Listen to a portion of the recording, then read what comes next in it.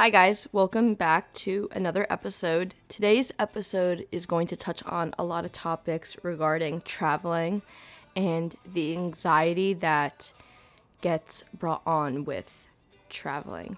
And it sounds weird because that's such a weird topic. Growing up, traveling for me was not something that I looked forward to.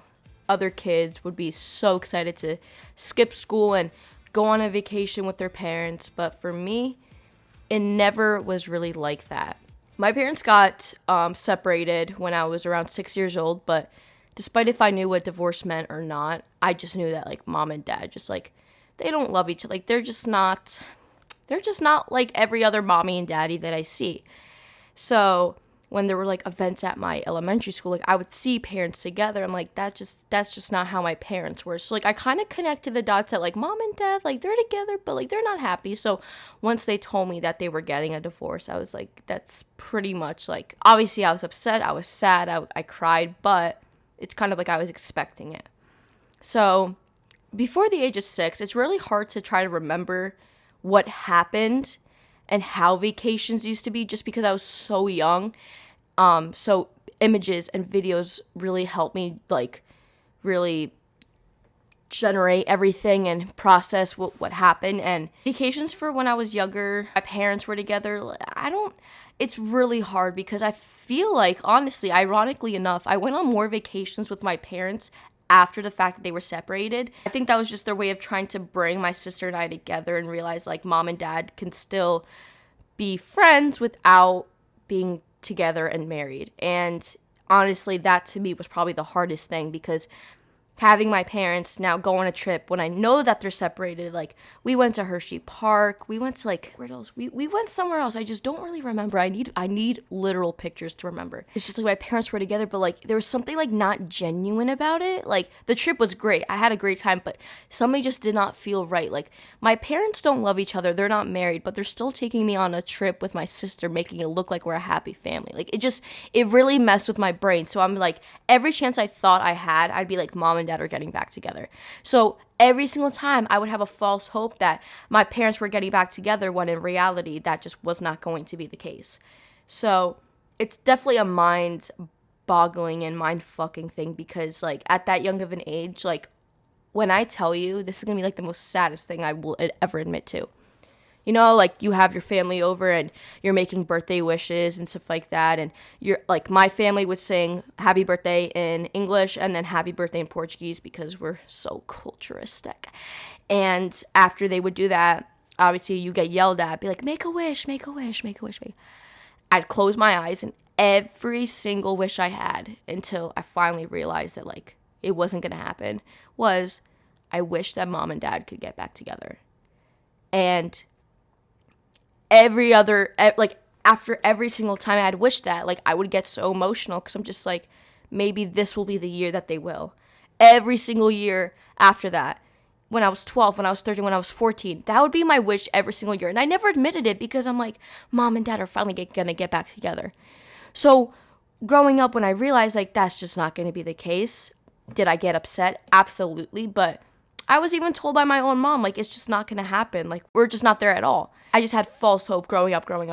It's just I just want them back together. I was angry. I was angry seeing my friends at school with their parents or seeing them at a ceremony or just seeing my parents or seeing their parents together and be why can't my parents be like that? What went so wrong that they can't be like that? It was a very much of a comparison thing where I would go to my friend's house. I'd see the dad getting home from work, kissing the mom, and they're making dinner, and we're having our play date. And then I leave, and then it's only my mom picking me up. It was really difficult to deal with at such a young age because all I wanted was to have my parents together, and it's this void that just wouldn't be filled because I couldn't even express or remember what it was like to have my parents together.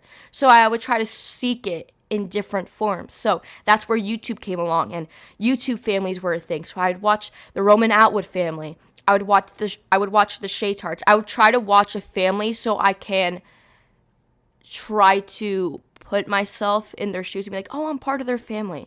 So that's why growing up, I don't know who knows who Roman Atwood or the Shaytards are, but they were a very big part of my childhood growing up, just because they started YouTube when I was around the age where my parents were getting divorced and they were being separated. And honestly, YouTube for me and watching those families was like, I would get so soaked into the like what I was watching that I had to jump back into reality. I'm like, oh shit, like I don't have this. So like it was like a blessing in disguise, because I was able to really put myself in the video and watch these families so I can escape from my reality, be like, oh, like these are my parents, like they're happy, they're together. And then the video would end and be like, I would look up and be like, my dad is not even here. So like it's not like an empathy thing or sympathy. I'm just saying my own experiences of growing up and not having a family like relationship. Like it was really hard not knowing what a family would feel like. And like I would ask my friends, and like at that age, like you're kind of put in a rough situation when you have like a friend that has divorced parents, being like, what's it like to have parents together? Because they don't even realize how lucky they are to have parents together, because they don't know it. At my age, it was very like taboo or like not known of like parents getting divorced. I feel like the moment that I like put it out there that like my parents were getting a divorce, I made it very, very open and out there, because quite literally, I did not know how to handle it. Then I heard like parents, and not parents, I would hear my friends like, my parents are not getting along. And now my friends would start to realize like, oh, maybe my mom and dad are getting divorced. And 9 times out of 10, that was true. Like they were getting a divorce. So it was around elementary school where a lot of my friends' parents were getting a divorce too. So then that made me feel so much better about the divorce, and realizing that like I'm not the only one. Like my own friends are going through this too. So I'm going to be okay. So then, throughout elementary school, I would be going on vacations, and it was hard going on vacations. I don't know what it was, but there was probably 2-3 years, like, separation anxiety was so real for me. I had such bad separation anxiety from my mom that I could not leave her side. I went to Portugal for a summer, and I can't even tell you what summer this is, because I love to put this in the back of my mind, because I hate remembering it. That whole trip was by far the worst experience of my entire life, that literally scarred me and gave me PTSD for the rest of my traveling experiences. And I live by that, because that was a time where my parents weren't together. My godfather, my godmother weren't on good terms. I think pretty much they were getting a divorce, and my godfather was upset about it. So not only did I have to deal with like my parents getting a divorce, but my godfather and my godmother, my God, that burned and hurt. I'm like, why does my family not want to be together? Like, I was so torn of the fact that, like, my whole family is really going to turn out like this. So then I was like, what about, like, on my dad's side? What about my uncle and my aunt like, they have a kid together, like, whatever. So it's just, like, I had all these thoughts in my head. I'm like, I don't want my family to be broken, because my parents were divorced. My grandma on my mom's side, which is like a second mom to me, they were divorced because my grandma was just in an abusive relationship. And then my godmother and my godfather, I'm like, what the fuck is going on? So like those are just too many emotions. So being in Portugal with all these emotions and not wanting to leave my mom's side, my dad, I'm pretty sure, was back at home in New Jersey. I couldn't leave my mom. Like, even if I had to leave, we were there for a wedding, I'm pretty sure, and we were at my cousin's wedding, and I just couldn't fathom the fact of even my mom leaving the house that we were in for a second. I'd throw up, cry, panic attacks, anxiety attacks. Like, I've never seen myself so low in my entire life. And I'm just like, I don't like being here. Like, I want to be by my mom. Because in New Jersey, when I was back at home, I was able to be with my mom 24/7 without really getting yelled at by people. I'd be getting, like, told, like, leave your mom alone. Like, let your mom go out for a living. No, I want my mom. I had such bad anxiety about having like no control over situation, especially from being like overseas and being with like a part of a family that like I didn't really know of. Like that was all so anxiety driven. So I can't even really go into detail about how badly that trip was, because it's such a vague memory because of how terrible it made me feel. But ever since that, you would have not, that I was 8 years old at this time, you would have not called me on another trip to Europe or anything like that ever again.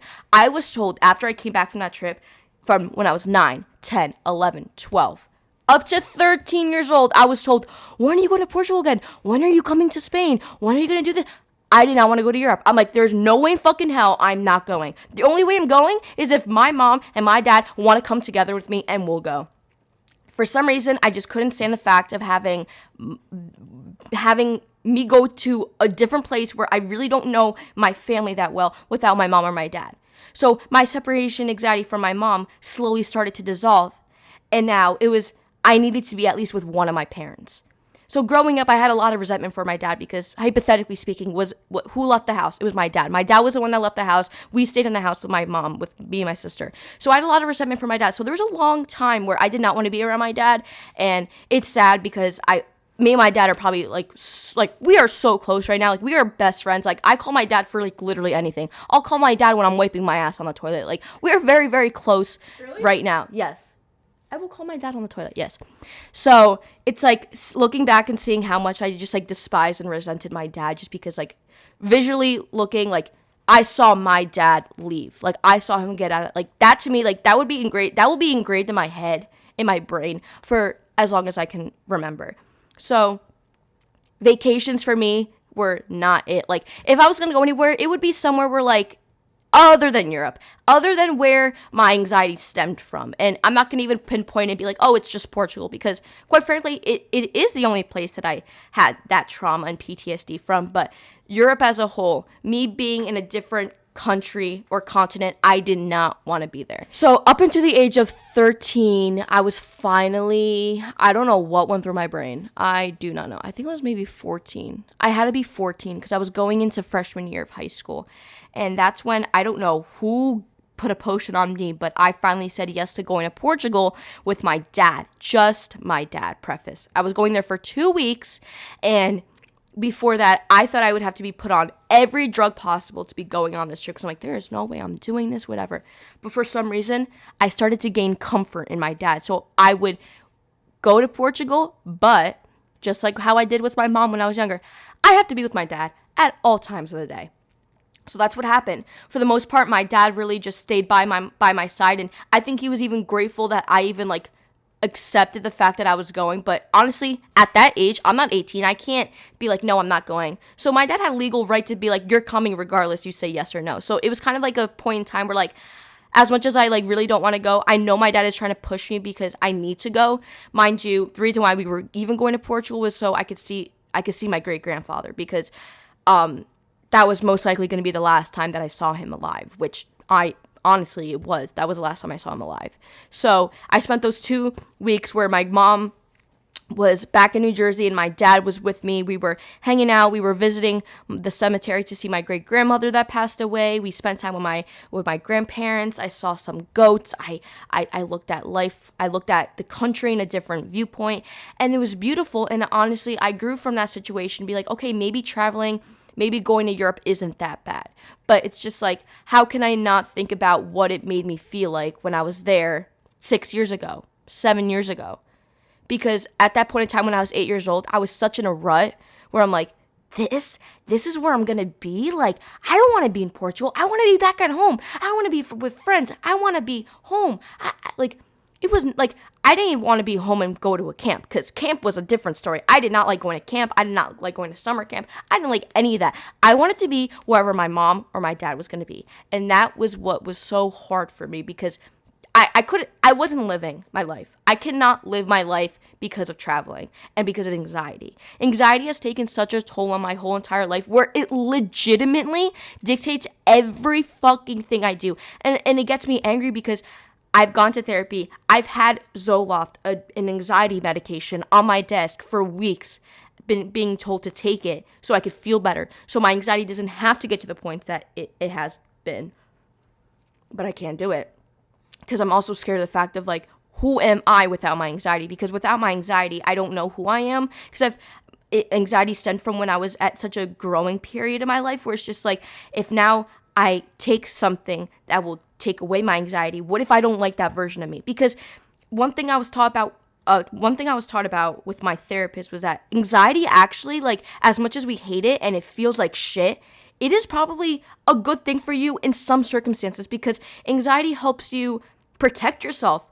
Anxiety tries to protect you. It tries to give you every single possibility out in the universe of this might happen, this might happen, this might happen. And yes, does it suck in the moment? Because do you freak out and be like, oh my God, like, I'm not going to be able to make it out of the situation. Like, I'm going to feel like shit. Okay. Yeah, anxiety does do that. But it also protects me from a lot of situations that I've had when I was younger. Anxiety has stopped me from getting into dangerous situations. So in that case, I'm grateful for my anxiety. But it's like, I look back at my childhood and be like, I had the privilege of going to Portugal every single year growing up that summer, and I didn't go. You know who went? My little sister, who's 3 years younger than me, who could give a flying fuck what the fuck was happening in the world. She didn't care if the world was in flames. She's still going. You want to go to the supermarket? It's freaking storming outside. She'll still go. My sister and I were so different in that sense, and I envied her for that because I'm like, why can't I just be so free and let going like my sister? But my sister, when my parents were getting divorced, she was watching Max and Ruby downstairs in the living room when I was getting told that my parents were getting divorced. She had no idea what was going on. So my duty growing up was like, I never want my little sister to feel what I'm feeling right now in this point in time. I don't want her to feel that. So I would do everything to bombard all the pain and trouble onto me so my sister wouldn't dare to feel anything like that. So even till this day, whenever I have to go do something and I'm going on a trip and then my sister's coming with me, you know for sure that I'm going to be there trying to protect her. Even if she doesn't need protecting, even if my sister's chilling, she's having the greatest time of life, that was just instilled in me. It's like something that you're just born with. Like it's my body telling me protect, it's protect your feelings, protect your sister. Like that's just something I was born with. So that's why traveling to me was such a troubling experience, because I have so many thoughts running through my mind 24/7 telling me that this can go wrong.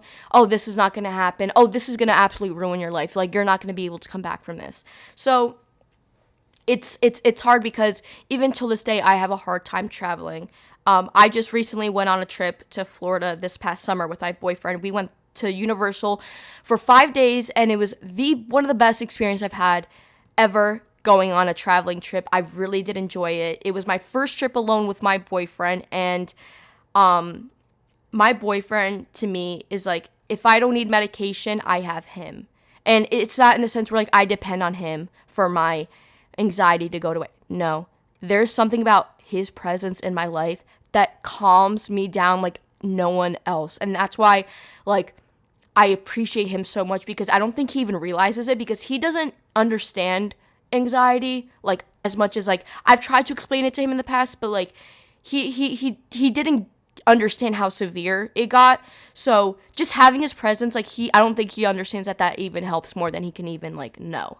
So it's his comfort. Like he made me feel like everything was going to be okay, which that's what I needed. And that's what I saw in my parents. Like my parents were that feeling for me. So when I wasn't with my parents and I was with Michael, I was going to be okay. So that's why I was so like, yes, like, let's go on this trip, because I know that I will be able to actually enjoy this trip because I have somebody with me that makes me feel better, that will make me feel like everything is going to be okay versus going to induce my anxiety. So I went on a trip with him. That was fine. I honestly just came back from a Washington, D.C. trip with my aunt / godmother, because she's kind of like my godmother now, because I don't really have one in my life right now. But she has taken care of me since I was growing up. She's my mom's best friend. She took me on a Washington, D.C. trip with my little cousin Mia, because she had a volleyball tournament at the Capitol Hill. And I went into this mini vacation so well. I was so shocked on how I didn't have 1 ounce of anxiety. I was doing okay. I was finally like, okay, like I can go somewhere and be okay. So anxiety and traveling is a learning experience. You have to deal with the bad and you have to deal with the good. And it's going to be difficult to understand the magnitude of what it feels like to travel with anxiety and having so many thoughts in your head and having to have a certain someone with you in your presence to make you feel like everything's going to be okay. It's a troubling experience, because I feel like I love traveling, because when I have traveled, I've had the best times, and I've also had the worst times. It's my PTSD and my trauma from when I was little that debilitates it and puts 10,000 more thoughts in my head, be like, this is not going to go well. Like, for me to go to Europe right now, it frightens me more than you can ever imagine. Like, to me, for some reason, there's a radar in my head that's like, don't go to Europe. I don't want to be in Europe. I don't want to go in Europe. Like, I'd rather be somewhere local, close to home. Florida to me technically is local because it's a 2-hour plane ride.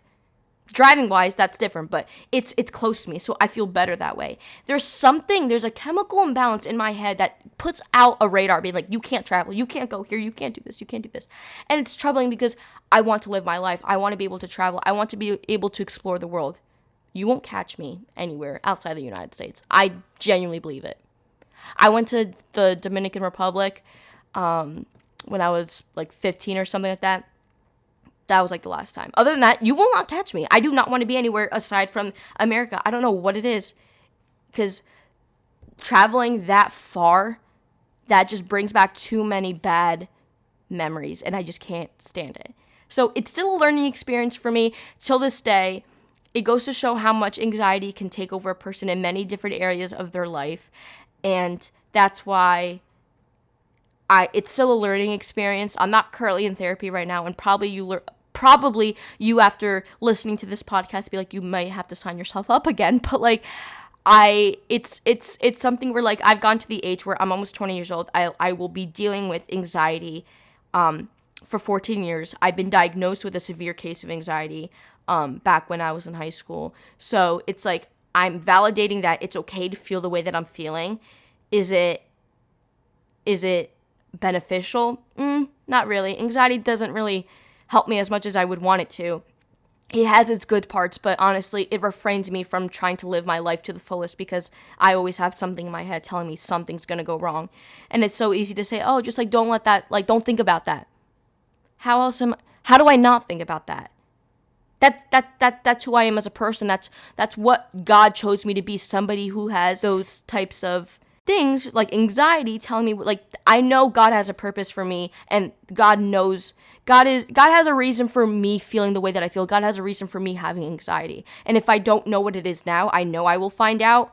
But I just know that everything happens for a reason. I know, like, I do not shame myself for feeling the way that I feel because I know that it's for a reason. My body, my gut, my heart, my soul, my mind is telling me, just protect yourself. Just watch out. This could be me going to class, for example, and my anxiety will be like, just walk over here. Or go, like, I don't know what it is. It's just, maybe it's a blessing in disguise, but it truly, it sucks sometimes because it really takes over me, and then I can't live. I'd rather turn back around and go back to my dorm than go to that class if it's gonna debilitate me that much. So, yeah. So I don't really know how to end this because it's like it's hard to talk about and try to explain. That's what traveling does. Traveling to me is not something that I look at and be like, oh, it's fun, and it's hard because I'm trying to get better with that, but I just have to replace the bad memories from when I was younger and replace them with good memories. But I know that there's people in my life that try to push me to be my best and push me to get out of my comfort zone. But honestly, I'm good from where I'm at because I know how to push myself if I need to. I will push myself if I need to get out of my comfort zone. But I don't like when people try to push me out of it because let me do it on my own. I'm still young enough where I can still travel the rest of the world. Just give me some time. I don't need a time frame on I need to do this. I need time to do it on my own. Because if I don't, I'm not going to have the most genuine feelings about where I'm going or what I'm doing. I need to do it on my own when I'm fully ready. If it takes me 10 years, fine. 15, okay. 20, let it be. At that point, don't even bother. Let me do it on my own. I'm going to listen to myself, to my gut, to my heart when my body tells me, maybe don't do it. Sometimes it sounds dramatic when you're hearing it, like, what? Like, you're really going to let your head tell you, like, that's who I am. That's who I was made to be. So I'm going to let that dictate what happens. If there's people who understand and get where I'm coming from, please let me know because I feel crazy half the time that when I tell about this story. But yeah, so I'll see you guys in a future episode. Thank you so much for watching and let me know what you guys think. Bye. Tune in every week for a new episode with Arianna Silva called Hang On What?